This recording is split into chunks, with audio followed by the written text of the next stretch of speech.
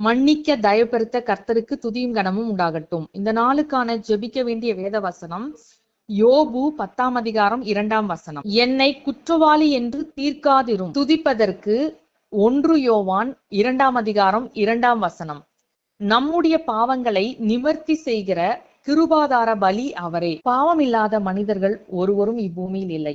ஆதாம் பாவம் செய்தது முதல் அதன் பின்பு பிறந்த ஒவ்வொருவரும் பாவத்திலே பிறந்தவர்களாய் இருக்கிறார்கள்.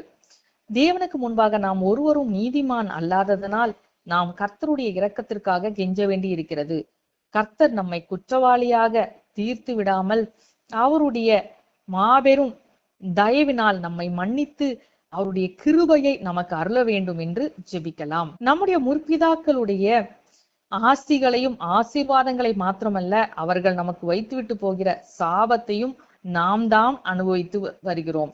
எனவே அந்த சாபங்களில் இருந்தும் அவர்களுடைய பாவங்கள் நிமித்தமாக நமக்கு வர இருக்கிற தண்டனைகளில் இருந்தும் கர்த்தர் நம்மை விடுவித்து காக்க வேண்டும் என்று இந்த நாளில் ஜெபிக்கலாம். துதிக்க வேண்டியது நம்முடைய பாவங்கள் நிமித்தம் நாம் அனுபவிக்க வேண்டிய பாடுகளை எல்லாம் கர்த்தராகிய கிறிஸ்து நமக்காக பலியாகி சிலுவையிலே நம்முடைய பாடுகளை சுமந்து தீர்த்தபடியால் கர்த்தராகிய தேவனை நன்றி நிறைந்த இருதயத்தோடு துதித்து உயர்த்தலாம்.